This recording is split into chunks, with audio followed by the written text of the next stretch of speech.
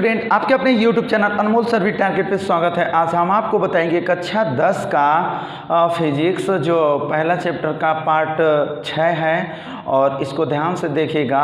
और आपको एक बात मैं बताना चाहूँगा कि इसमें हम वो चीज़ बताएंगे जो कि आपके एग्ज़ाम के लिए बहुत ही महत्वपूर्ण है। तो वीडियो को अंत तक देखिएगा, एकदम लास्ट तक देखिएगा, एकदम बिल्कुल समझ में आएगा। और हम लोग प्रूफ करेंगे कुछ, तो उसको पूरा आप नहीं देखेंगे तो समझ में नहीं आने वाला है। और अच्छा लगेगा वीडियो तो लाइक शेयर सब्सक्राइब सब कुछ कीजिएगा, ठीक है। तो आइए वीडियो को स्टार्ट करते हैं। हम लोगों को पढ़ना है ना बाबू कि गोलीय दर्पण के लिए यू भी तथा एफ में संबंध। हम लोगों को क्या पढ़ना है? यू भी, कहाँ है? यू भी एफ में संबंध, ठीक है। और ये चीज़ मैं आपको पिछले वीडियो में मैं सब कुछ बता चुका हूँ कि यह एक अवतल दर्पण लेंगे। कौन सा दर्पण लेंगे? अवतल दर्पण लेंगे। और ये मुख्य अक्ष है और मुख्य अक्ष के समांतर कोई प्रकाश की किरण जाती है तो दर्पण से परावर्तन होने के बाद वह मुख्य फोकस से होकर चली जाती है और जो वक्रता केंद्र से किरण जाती है वो उसी मार्ग पर वापस लौट जाती है। और यहाँ पे प्रतिबिंब बना, वस्तु ये है, इसका प्रतिबिंब बना। और हम लोग इसी के बारे में फार्मूला इसी चीज़ से, इसी दर्पण की सहायता से हम लोग इसको फार्मूला को प्रूफ करेंगे कि यू भी एफ में क्या संबंध होता है। तो मेरे प्यारे दोस्त वीडियो पर अंत तक बने रहिएगा, ठीक है। देखिए इसमें सबसे पहले हम लोग करेंगे क्या कि त्रिभुज देखेंगे। देखिए एक त्रिभुज यहाँ पे, दो त्रिभुज लेंगे फिर बाद में दो लेंगे। देखिए एक त्रिभुज ये है ए बी सी, है ना। ये त्रिभुज क्या है? A B C. और एक क्या है त्रिभुज आपका? एक त्रिभुज ये है ए डैश बी डैश सी। एक त्रिभुज क्या है? ए डैश बी डैश सी, ठीक है। तो सबसे पहले हम लोग इस त्रिभुज के बारे में बात करेंगे, ठीक है। तो ध्यान से देखिएगा, लिखेंगे कि त्रिभुज ए बी सी तथा त्रिभुज ए बी सी तथा त्रिभुज ए डैश, ये वाला ए डैश बी डैश और सी समकोणिक है। समकोणिक त्रिभुज है। कैसा त्रिभुज है बाबू? समकोणिक है। मेरी बात कहने का मतलब ये है ना कि समकोण त्रिभुज है, ऐसे समकोणिक है। ये भी ऐसे, देखिए ये ऐसे, तो इसीलिए हम इसको बोल रहे हैं समकोणी। क्या है? समकोणी। तो देखिए समकोणिक होगा तो होगा क्या कि समकोणिक में कि इसके और बटा, मतलब ये लंब है तो इसके बटा में इस वाले लंब को लेंगे, इसके बटे में इस वाले लंब को हम लोग लेंगे, ठीक है ना। सॉरी, इसके बटे में इसको करेंगे तो फिर इसके बटे में हम लोगों को करना पड़ेगा, ठीक है ना। तो हम लोग ये कर रहे हैं कि ध्यान से देखिएगा, हम लोग करेंगे क्या कि देखिए यहाँ से ए बी क्या लेंगे? ए बी अपान में इसके बटे में ये होगा ए डैश बी डैश, ए डैश बी डैश बराबर। अब हम लोग इसका BC लेने वाले हैं। क्या लेने वाले हैं प्यारे स्टूडेंट? BC। तो यहाँ से BC लेंगे तो अपान में इसका क्या हो जाएगा? B dash C। क्या हो जाएगा? B dash C। Equation number 1 करके यहाँ तक छोड़ देंगे। समकोणिक है, समरूप त्रिभुज की तरह है, तो हम लोगों का एक नियम होता है कि इसके बटे में इसको लिखेंगे और इसके आधार के बटे में इसके आधार को लिख लेंगे। तो यहाँ तक कर लिए, यहाँ तक बढ़िया से देखिएगा, बढ़िया से समझ में आएगा, ठीक है। अब हम लोग लिखेंगे इसी प्रकार। क्या लिखेंगे बाबू? इसी प्रकार कहने का मतलब ये है कि देखिए ध्यान से, एक त्रिभुज ये बन रहा है। देखिए एक त्रिभुज ये वाला बन रहा है, एक त्रिभुज, और एक त्रिभुज ये बड़ा वाला बन रहा है RNF, और एक त्रिभुज बन रहा है ये A dash B dash F। तो ये भी उसी तरह है, ठीक है ना। तो लिखेंगे इसी प्रकार त्रिभुज A dash B dash F। देखिए A dash B dash F तथा त्रिभुज RNF क्या होंगे? समकोणिक है। तो जब ये भी समकोणिक है तो इसको भी हम उसी प्रकार लिख सकते हैं, इस तरह से इसको भी हम लिख सकते हैं। तो देखिए सबसे बड़ी भुजा इसका क्या है? RN। तो हम लोग लिखेंगे यहाँ पर आर एन अपान में, ये आर एन हो गया, अपान में हम लोगों को क्या लिखना है, ए डैश बी डैश, क्या लिखना है बाबू, A dash B dash equal to, अब हम लोग करेंगे क्या कि ये लेंगे आधार एन एफ, क्या लेंगे एन एफ, तो हो जाएगा एन एफ अपान में, जब एन एफ करोगे तो इसका क्या करोगे बी डैश एफ, तो इसका करेंगे बी डैश एफ, करेंगे क्या बी डैश एफ, ठीक है ना। अब एक बात आपको मैं बताऊंगा कि क्या है, देखिए चित्र में दिया है आपको, फिगर में दिया है ए बी, और जितना ए बी है, जितना ए बी है उतना ही तो आर्यन है, जितना ए बी है उतना ही तो आर्यन है, तो हम लोग लिख सकते हैं यहाँ से कि R N equal to A B, R N equal to क्या होगा ए बी, और यहाँ लिख देंगे कि चित्र से, किससे बाबू, चित्र से लिया गया है, ठीक है ना, चित्र से लिया गया है। अब हम लोग करेंगे क्या कि ये देखो ना बाबू, आर्यन है ना, क्या है आर्यन, इसी आर्यन के जगह पे इस आर्यन का वैल्यू क्या लिख सकते हो, ए बी लिख सकते हो, तो आर्यन का वैल्यू यहाँ पर, अब हम लोग आर्यन का वैल्यू क्या रखेंगे ए बी, तो लिखेंगे ए बी अपान में क्या है A dash B dash equal to, ये इधर है एन एफ अपान में B dash F, B dash F, ठीक है। अब इतना करने के बाद थोड़ा सा लिखना पड़ेगा, यदि दर्पण का द्वारक छोटा हो तो यहाँ से लिखना पड़ेगा कि यदि दर्पण का द्वारक, यदि दर्पण का द्वारक छोटा हो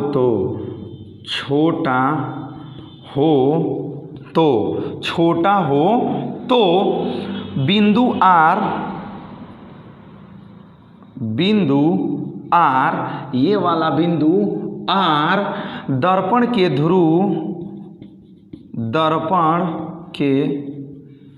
ध्रुव P, दर्पण के ध्रुव P के बहुत समीप होगा,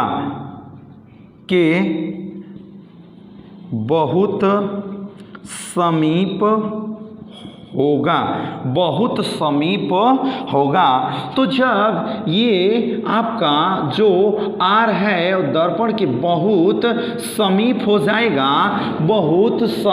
जाएगा, तो क्या हो जाएगा कि इसका जो NF है, ये देख रहे हो ना NF, ये NF इस PF के बराबर हो जाएगा, NF किसके बराबर हो जाएगा, PF के बराबर हो जाएगा। तो यहाँ से हम लिख रहे हैं कि क्या हो जाएगा, जो ये NF है, NF, ये बाबू NF वो बराबर किसके हो जाएगा, PF के बराबर हो जाएगा, PF के बराबर हो जाएगा, ठीक है। PF के बराबर जब इतना बात होगा तो हम लोग कर सकते हैं, क्या करेंगे कि जहाँ पे NF होगा, जहाँ पे इसमें देखिए, इसमें जहाँ पे NF है, यहाँ पे है ना, तो हम लोग इसको लिख लेते हैं, क्या है AB अपान में A dash B dash, AP upon में A dash B dash equal to NF है ना, देखिए ये क्या है NF, तो हम लोग लिख चुके हैं कि यदि दर्पण का द्वारक छोटा होगा तो बिंदु R, ये जो बिंदु R है वो बिंदु P के समीप हो जाएगा, ध्रुव बिंदु P के बहुत समीप होगा, तो हम कह सकते हैं कि NF क्या कह सकते हैं, NF बराबर होगा इस PF के, NF बराबर किसके होगा, PF के बराबर होगा। तो जो ये NF का मान है यहाँ पे रखेंगे, देखिए NF है ना, ये क्या है NF, इस NF के जगह पे अब हम लोग क्या रख सकते हैं बाबू, PF अपान में B डैश F, इसको इक्वेशन नंबर 2 कर लेंगे, इसको इक्वेशन नंबर क्या कर लेंगे, 2 कर लेंगे, ठीक है। इसको इक्वेशन नंबर 2 करने के बाद हम लोग करेंगे क्या बाबू, एक बात ध्यान से देखिए, इतना करने के बाद ये देखिए समीकरण एक से ये क्या है, ए बी बटा ए डैश बी डैश, ठीक है ना, ए बी बटा ए डैश बी डैश का वैल्यू क्या है, बी सी और अपान में बी डैश सी। तो समीकरण 2 यहाँ पे देख रहे हो ना, समीकरण 2 जो है, समीकरण 2 में ए बी बटा ए डैश बी डैश है और यहाँ पर भी ए बी बटा ए डैश बी डैश है। तो इसका वैल्यू हम क्या रख सकते हैं, बी सी बटे बी डैश सी। तो हम लोग यहाँ लिख देंगे इसके जगह पे बी सी अपान में बी डैश सी, ठीक है ना, बी सी अपान में बी डैश सी लिख सकते हैं यहाँ पर समीकरण 1 से। अब बराबर में होगा पी एफ अपान में बी डैश एफ। ये कैसे हुआ, ये ए बी और ए डैश बी डैश, देखिए A B A dash B dash की इक्वल टू क्या है, समीकरण 1 से। तो यहाँ लिख देंगे कि समीकरण 1 से, समीकरण किससे, 1 से। तो बाबू मैं ये चाहता हूँ कि यहाँ तक आप नोट कर लो, यहाँ तक बहुत अच्छे तरीके से आप नोट कर लीजिए। नहीं समझ में आया तो फिर वीडियो को पीछे करके फिर एक बार देखिएगा, बिल्कुल समझ में आएगा। यहाँ तक, यहाँ से यहाँ तक जल्दी से नोट कर लीजिए और मैं यहाँ से अब बताने जा रहा हूँ, तो जल्दी से इसको नोट कर लो, ठीक है।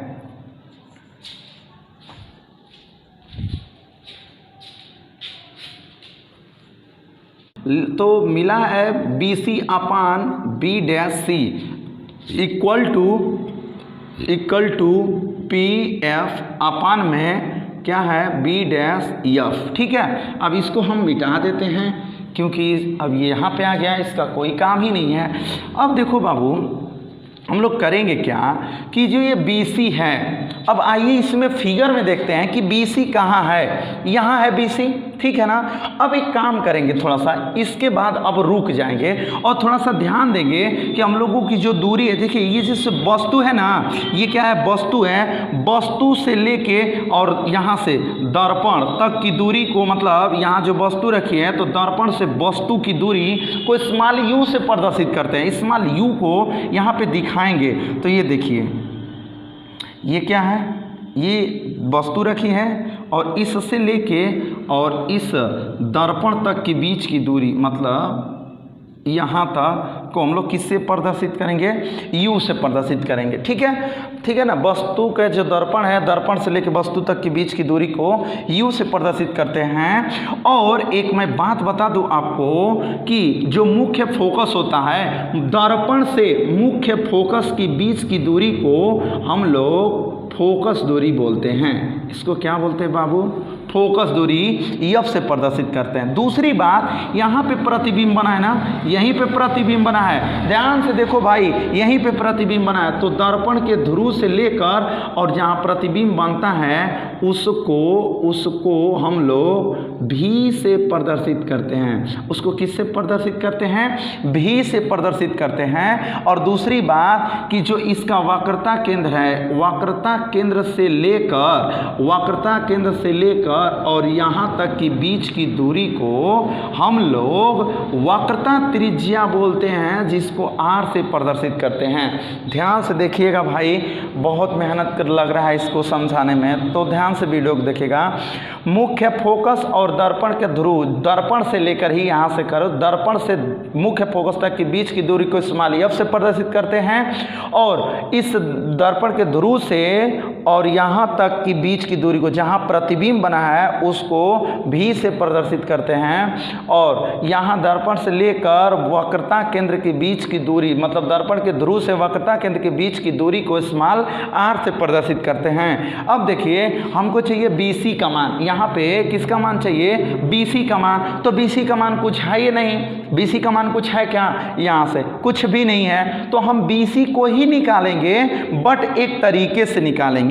करेंगे क्या कि देखिए P और B कर लेंगे। क्या कर लेंगे, यहाँ से लेकर यहाँ तक लिख लेते हैं PB, और उसमें से P और C को माइनस कर दे रहे हैं। तो इसके जगह पे लिखेंगे PB माइनस PC अपान में बी डैश सी, देखिए बी डैश सी ये दूरी आ रही है ना, बी डैश सी यही दूरी आ रही है ना। तो बताओ बाबू इसका कोई मान दिया है क्या, यहाँ पे कुछ दिया है? नहीं न दिया है। तो जब नहीं दिया है तो क्यों परेशान होंगे हम लोग। तो एक बात देखिए ना, यहाँ से लेकर यहाँ तक PC ले रहे हैं, यहाँ से देखिए P और C, और PC में से PB डैश को घटा दे रहे हैं, तो इसके बीच की दूरी निकल जाएगी और इसका मान होगा और इसका भी मान लिख लेंगे आराम से। तो हम लोग लिखेंगे इसको कि PC माइनस PB डैश। देखिए PC माइनस PB डैश मतलब इतना निकाल देंगे तो इतना का दूरी मिल जाएगा। ओके, आगे देखते हैं। अब देखिए यहाँ पे क्या है, PF। देखिए बाबू PF ये तो अच्छा है, ये अच्छा है, P और F है तो उसके बीच की दूरी क्या है, F है, वो सही है, तो उसको हम लोग PF ही रहने देते हैं, ठीक है ना। दूसरी बात कि B डैश F क्या चाहिए, B डैश F। अब बताओ ना बाबू, समस्या वाली बात आ गई ना, इतनी की बीच की दूरी पूछ रहा है, कुछ भी नहीं है, यहाँ तक कुछ भी नहीं है, तो लिखिएगा हम लोग P और B डैश, P और B डैश में से PF को माइनस कर देंगे तो इसका मान निकल जाएगा। तो PB डैश लिखेंगे, PB डैश माइनस PF। अब सही हो गया, अब क्या हो गया, सही हो गया। इसका वैल्यू अब हम लोग रखेंगे। देखिए तो PB क्या है, PB और PB का मान क्या है, देखिएगा P और B, तब PB यहाँ से लेकर यहाँ तक की बीच की दूरी क्या है, U है, लेकिन माइनस में रखेंगे। दर्पण के इस साइड कोई भी चिन्ह आप लिखोगे तो माइनस में लिखोगे, दर्पण के उस साइड आप प्लस में लिखोगे, दर्पण के इस साइड आप कोई भी मान लिखोगे तो सभी के सभी किस में लिखोगे, माइनस में, ऋणात्मक होगा, ठीक है। देखिएगा तो PB, देखिए बाबू ये P है और B है, और दोनों की मतलब P और B की सीध उसका मान क्या है, U है, रख दिया माइनस U, माइनस तो ये है इसमें, माइनस इसमें है, और कोष्टक में PC क्या है, PC, देखिए C।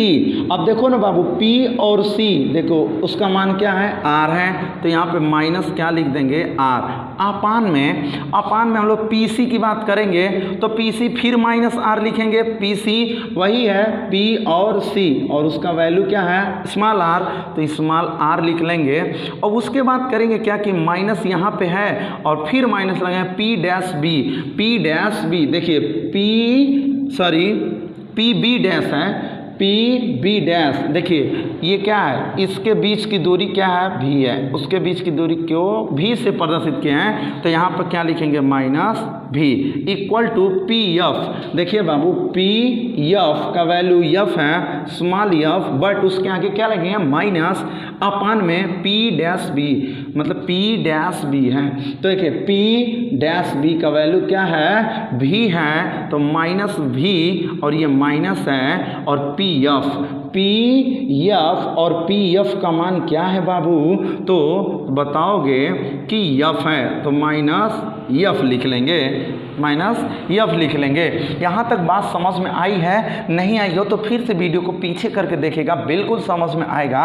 ओके, देखिए इसको लिखेंगे, क्या होगा, माइनस U, इसका माइनस U, माइनस और माइनस गुणा में होगा प्लस हो जाएगा R, अपान में माइनस R और minus minus plus V equal to minus F, अपान में ये क्या होगा, माइनस V, और ये माइनस माइनस क्या हो जाएगा, प्लस F हो जाएगा, प्लस F हो जाएगा।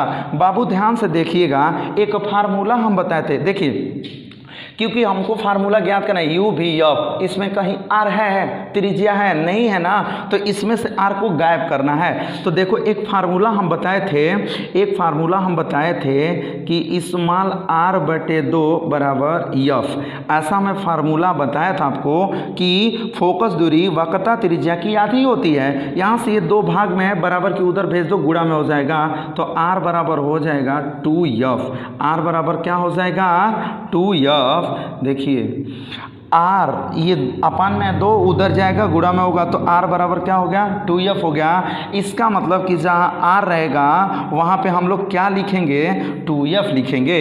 तो हम यहाँ से लिख दे रहे हैं, देखिए क्या है, ये क्या है माइनस यू, तो लिख देंगे माइनस यू प्लस ये क्या है बाबू आर है ना, और इस आर का वैल्यू क्या रखेंगे 2f, तो यहाँ लिख देंगे 2f अपान में क्या होगा फिर माइनस आर आ गया तो माइनस और आर का वैल्यू क्या है 2f, तो यहाँ लिख देंगे 2f प्लस है प्लस और भी को उसी तरह लिख देंगे और बराबर लिखेंगे माइनस यफ अपान में माइनस भी प्लस यफ। ठीक है, तो यहाँ तक आप नोट कर लो। तो मैं इसको लेकर ऊपर से बता रहा हूँ, नीचे नहीं हो पाएगा हल। ठीक है, तो बाबू यहाँ तक जल्दी से आप नोट कर लो।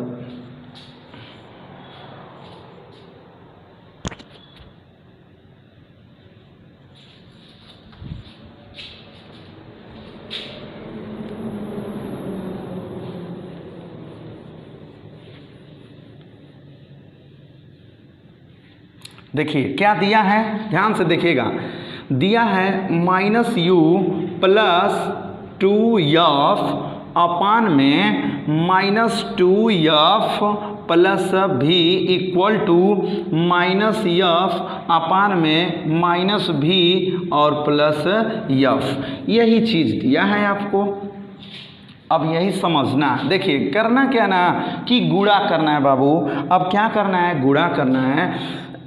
देखिए ये वाला लिखते हैं, देखिएगा माइनस यू प्लस 2f, ठीक है, थोड़ा इधर से लिखते हैं, माइनस यू प्लस 2f का गुणा इससे कराना है तो क्या होगा माइनस भी प्लस यफ इक्वल टू इसका गुणा इसमें। देखिए यहाँ से वज्र गुणनखंड वाला काम चलता है, तो इसका गुणा इसमें कर देते हैं और इसका गुणा इसमें कर देते हैं। ठीक है, तो माइनस यफ इंटू क्या होगा माइनस 2f प्लस भी। ठीक है, अब देखिए बाबू इसका गुणा इसमें करते हैं तो क्या होगा माइनस माइनस प्लस यू भी हो जाएगा और इसी का गुणा यहाँ करेंगे तो माइनस यू यफ।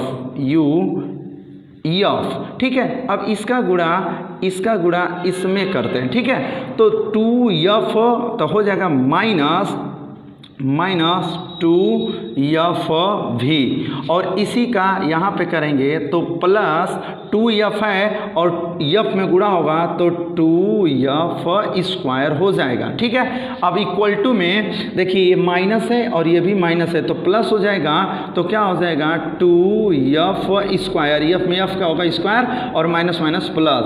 अब माइनस f का गुणा भी में होगा तो f भी हो जाएगा। ठीक है, बात समझ में आ रही है ना। अब देखो बाबू होगा क्या कि ये 2f स्क्वायर से 2f स्क्वायर कट जाएगा, इधर प्लस है उधर जाता माइनस होता तो ये कट जाता।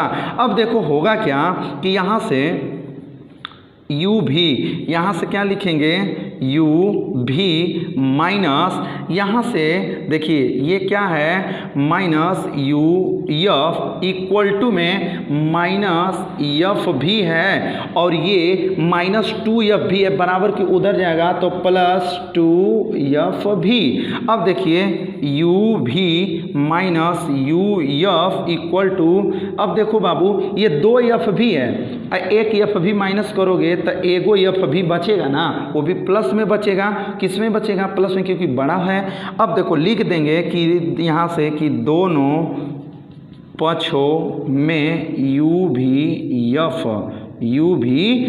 f से भाग देने पर, u भी f से क्या करने पर भाग देने पर, तो जब इसमें हम u भी f से भाग करेंगे, जब इसमें u भी f से भाग करेंगे तो यहाँ क्या होगा u भी बटे u भी f माइनस u f बटे u भी f बराबर f भी बटे u भी f। ठीक है, अब देखिए यहाँ से देखिए u से u कट जाएगा, भी से भी कट जाएगा तो क्या बचेगा 1/f, क्या मिलेगा 1/f माइनस, देखिए u से u कट जाएगा और f से f कट जाएगा तो मिलेगा 1/v, 1/, में क्या मिलेगा v मिलेगा और इक्वल टू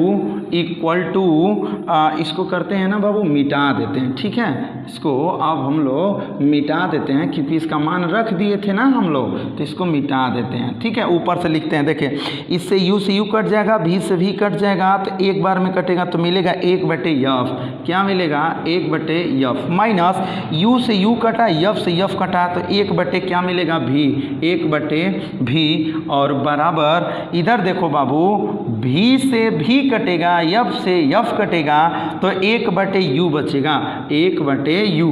अब करना क्या है कि 1/f बराबर 1/u और ये माइनस है ना 1/v, ये क्या है माइनस 1/v बराबर कि उधर जाएगा तो प्लस 1/v हो जाएगा। और इसी फार्मूले को आपको प्रूफ करना था, जो कि ये फार्मूला आपको प्रूफ हो गया, ठीक है। इसी फार्मूले को आपको प्रूफ करना था। तो इतनी बात अगर समझ में आई हो तो ठीक, नहीं आई हो तो एक बार वीडियो को पीछे करके फिर से दोबारा देखिएगा, बिल्कुल समझ में आएगा। अगर कोई भी प्रॉब्लम होता है तो आप कमेंट कीजिएगा, ठीक है। अब इसमें एक चीज़ अब आपको बताना ये है कि इसमें f क्या है, u क्या है, v क्या है, ठीक है। और एक बात हमेशा अवतल दर्पण में सभी के सभी माइनस में होते हैं, ऋणात्मक होते हैं, u भी ऋणात्मक होता है, v भी ऋणात्मक होता है और f भी ऋणात्मक होता है, ठीक है। किसमें, अवतल दर्पण में, ठीक है ना। अब देखिए यहाँ से मैं आपको बता दूं कि यहाँ पे लिख सकते हो आप कि जहाँ f क्या है, दर्पण की फोकस दूरी, क्या है दर्पण की फोकस दूरी। कोई पूछेगा इसमें f क्या है तो आप क्या बताओगे, दर्पण की फोकस दूरी। अब देखो u क्या है, u इसमें है दर्पण के वक्त मतलब वस्तु की दूरी, दर्पण से वस्तु की दूरी। u क्या है, दर्पण से वस्तु की दूरी, दर्पण से वस्तु की दूरी। अब v क्या है, दर्पण से प्रतिबिंब, दर्पण से प्रतिबिंब की दूरी, दर्पण से प्रतिबिंब की दूरी। तो उसको भी आप लोग चाहेंगे तो नोट कर लेंगे तो बहुत ही अच्छा ही होगा। तो बाबू इस तरह से इस वीडियो को मैं इस वीडियो में मैं यहीं तक बताऊंगा और अगले पार्ट में मैं आवर्धन क्षमता को बताऊंगा और न्यूमेरिकल कराऊंगा और दर्पण का उपयोग, जैसे अवतल दर्पण हुआ, उत्तल दर्पण हुआ, उसका प्रयोग मैं अगले वीडियो में लेके आऊँगा। इस वीडियो को इतना ही मैं रहने दे रहा हूँ, आप ध्यान से देखिएगा, ठीक है। और अच्छा लगा हो तो लाइक कमेंट शेयर कीजिएगा। यहाँ तक देखने के लिए धन्यवाद।